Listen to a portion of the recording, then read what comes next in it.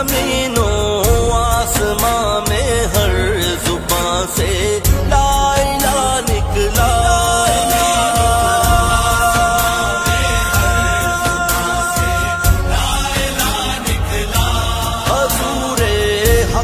पाकिस्तान का परचम जुदा निकला।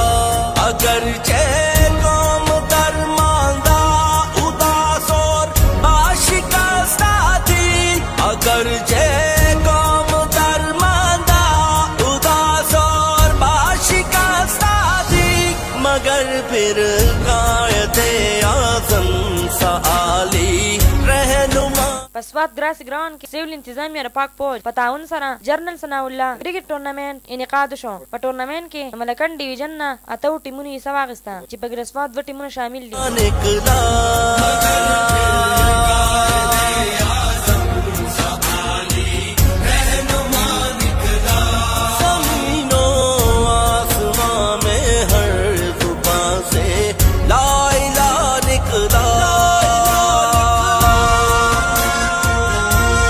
جنرال ثناء الله کرکټ ټورنمنټ کې د ملکن ډیویژن ټولو ضلعو نه تکړه ټیمونو حصہ اخیستې ده. په دې موقع باندې نسبت اسسټنټ ډیپټي کمشنر محمد طاهر خان پاسون نیوز سره په خبرو اترو کې وویل دا پسوات کې د ملکن ډسټرکټ کرکټ ټورنمنټ منعقد شو. نن سٹارټ دی، اوپننګ سیریمني وه. په دې کې د ټول ملکن ډیویژن د 22 ډسټرکټونو یو ټیم حصہ اخلي. د سوات نه 2 ټیمه حصہ اخلي. په دې کې دا ټورنمنټ به جاري وي. په 13 اپریل به د فائنل وي. ټول خلکو ته درخواست دی چې راشي او د دې نه انجوای کړي، ځکه چې د هر ډسټرکټ ټاپ ټیم چې کوم دی هغه دلته دې کې پارټیسپیټ کوي او په هارډ بال گیم دی او ښه د کوالټي پلیئرز به دا گیم کوي. نو کوالټي گیم به تاسو ته د انجوای کولو موقع ملاو شي انشاءالله. هوپفولي چې د اختر نه بعد به موږ بیا هم چې کوم دی داسې ایونټ ارینج کوو. نو ټول خلک د راشي او ډېر د خوند او د مزې ټورنمنټ دی او د دې نه د خپل ځان محسوس کړي. جی بالکل زموږ د سوات دپاره داسې قسمه پروګرامات څنګه چې نن د کرکټ د افتتاح دلته د آرمي طرف نه وشوه، نور داسې ښایسته ښایسته پروګرامونه کیږي. نو دا زموږ د سوات د پرمختګ دپاره ډېر زیات ضروري دي.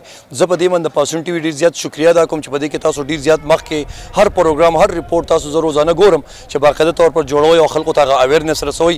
हम आर्मी के शुक्रगुजार है कि जिन्होंने एक ज़बरदस्त टूर्नामेंट ऑर्गेनाइज़ किया है, ख़ासकर चित्राल वालों के लिए कि हम इतनी दूर से आए हैं और यहाँ पर आकर क्रिकेट खेल रहे हैं, क्योंकि चित्राल में इस तरह की क्रिकेट अवेलेबल नहीं है. इसलिए हम खासकर आर्मी के बहुत ज़्यादा मशहूर हैं और ख़ासकर सवात स्पोर्ट एसोसिएशन के भी मशहूर है जिन्होंने हमें ये मौका फराहम किया. टूल नावल खुजा द पाक फौज और द स्वात सोसाइटी दा چې کومه टूर्नामेंट ऑर्गेनाइजर्स دي دغې نه بعد د سوات چې کومه ډسټرکټ ارګنایزر دي د هغو ډېر زیات مشکور یم او ډېر زیات مشکور په دې یم چې په داسې حالاتو کې چې نن سبا ډېر زیات پیچیده حالات دي، په دې کې فوج چې دی په هر میدان باندې زموږ سات راکوي.